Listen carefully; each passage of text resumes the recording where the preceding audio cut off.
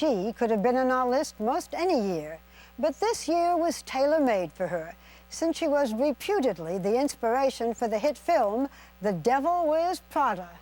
But whether it's 2006 or any other year, fashion editor Anna Wintour seems always in vogue.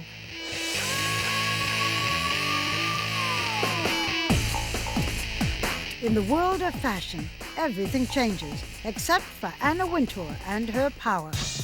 They look like they're different lengths, but you think you can work with that? For 2 decades, 57-year-old Anna Wintour has reigned over the Vogue magazine empire. That one, well, let's revisit that one for another issue. I love that dress.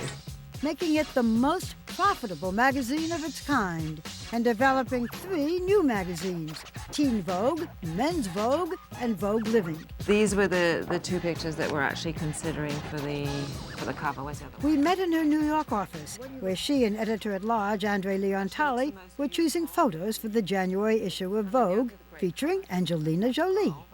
She loved this look, the jeans and the trench coat. Anna, you walk down the street. Everyone is wearing T-shirts and jeans. So, what's fashion? Well, jeans and T-shirts can be equally fashionable as an Oscar de la Renta ball gown. Do you think women are still interested in fashion? I think they love fashion. Anna has been in love with fashion all her life. She was born in London, her father the editor of a major newspaper.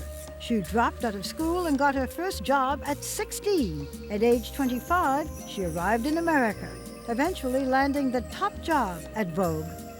Along the way, she married, divorced, and raised 2 children. Is this the lighting? 2 things seem to set her apart: her devotion to young designers and her signature look. At 15, you cut your hair like this and never stopped. So how did you know this was the look?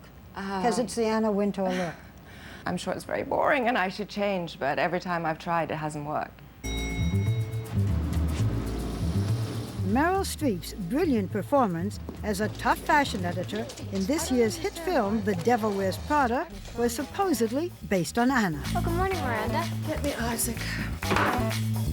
What'd you think of the film?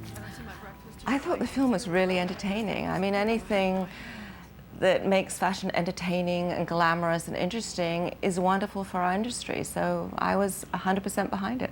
The details of your incompetence do not interest me. Did you recognize any part of yourself? Well, I'm a very decisive person. I think it's actually helpful to people that you are working with, that you can make decisions.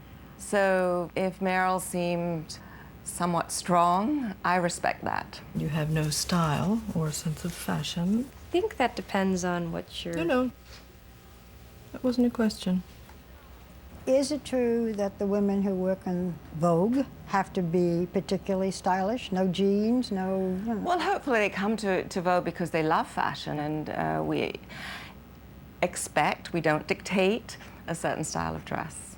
Anna, does the mood of the country affect fashion? Absolutely, it affects fashion. We were so interested at Vogue to see how militant many of the collections were. Because of the war. Because of the war. I mean, there was a real sense there of the women on the runways were going into battle. Since the election results in November, talking to many of the designers, I feel that they are now so optimistic and thrilled at the idea of change and possible withdrawal from Iraq. That's going to be reflected on the runways next September. So if I were really smart and I looked at Vogue, I would be able to tell what the mood of the country was. I believe so.